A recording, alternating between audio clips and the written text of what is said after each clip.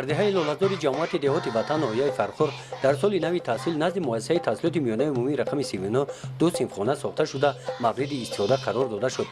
در این مؤسسه تعلیمی 546 نفر خوانندگان به تحصیل فرا گرفته شدند. نرسیدن صنفخانه ها مشکلات اساسی در مکتب بود. در سال نوی تحصیل بعد با استفاده داده شدن این صنفخانه ها این مشکلات حل خود را پیدا کرد. ما در عرفه جشن 25 سالگی استقلالت جمهوری تاجیکستان در نزد خود مقصد گذاشتیم که با واسطه حشر، با واسطه آموزگاران و اهل دهه دو صنفخانه ساخته با استفاده دهیم و این را تحفه با 25 سالگی جشن استقلال دولتی جمهوری تاجیکستان گفته پیشنهاد نماییم.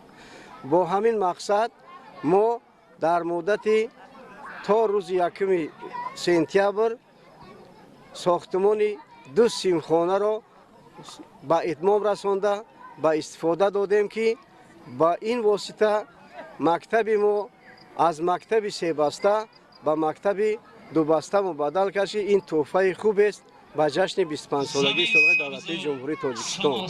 در ساختمان صنفخانه ها معلمان و ساکنان دهه لوله‌زار سهم گذاشتند.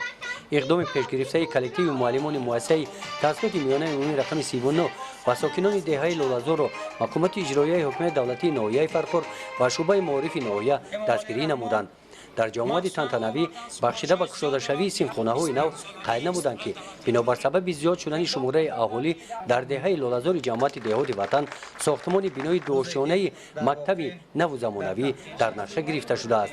در آغاز سال نوی تحصیل در ناحیه فرخور از طرف آموزگاران و با دستگیری ساکنان 20 صنفخانه های نو ساخته شده به استفاده داده شدند. گزارش خواجه نظریف خدای نظر ظهورов از ناحیه فرخور برای برنامه اطلاعاتی نوید.